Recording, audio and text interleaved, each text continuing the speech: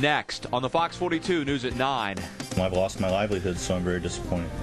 An Omaha fire captain is out of a job. He's not giving up yet.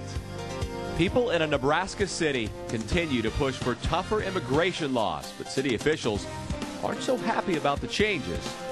And a local economist says Nebraska has a spending problem. Baby boomers are going to be moving out of the state of Nebraska unless Nebraska gets more tax competitive and restrains spending. More local at 9. You're watching the Fox 42 News at 9. Well, one of the area's best-known economists says the state of Nebraska spends too much of your tax money. In a study released today, Creighton professor Ernie Goss offered up some ways to rein in spending. Fox 42's Scott Patterson has the story.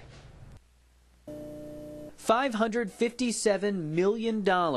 It's a lot of money. Money Dr. Ernie Goss believes can be saved every year in Nebraska. To become more competitive, the state needs to restrain the growth in spending.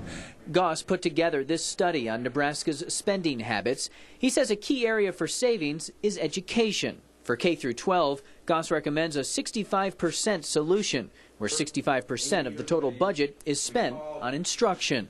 Nebraska spends too much money in administration, moving it toward instruction and actually cutting down the overall growth. On higher education, he recommends raising tuition to match neighboring states. In Nebraska, we've shifted a heck of a lot of the tuition burden onto the taxpayer. In Iowa, they've shifted it more toward the individual student.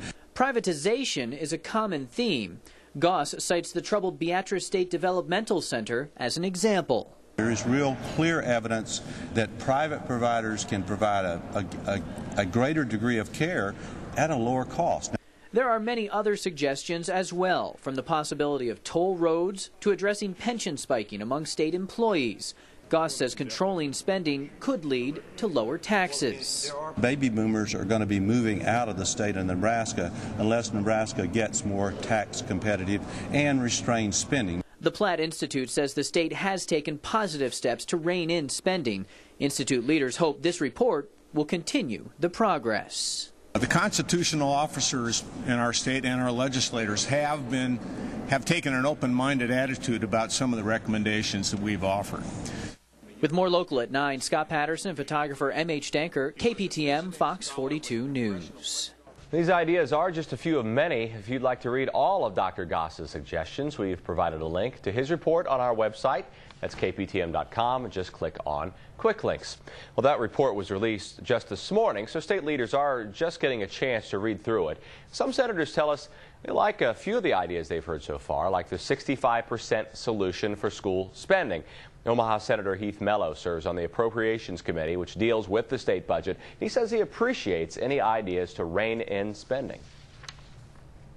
This is actually some of the first ideas that we've received so far this session of what we can do to try to reform our budget and our budget process, and that's why I'm going to take a look at the study and look at the report and see what might be applicable, what might not be this current session. And Senator Mello says he and fellow senators hope to find ways to cut down on the state's budget deficit before the end of the current session. Governor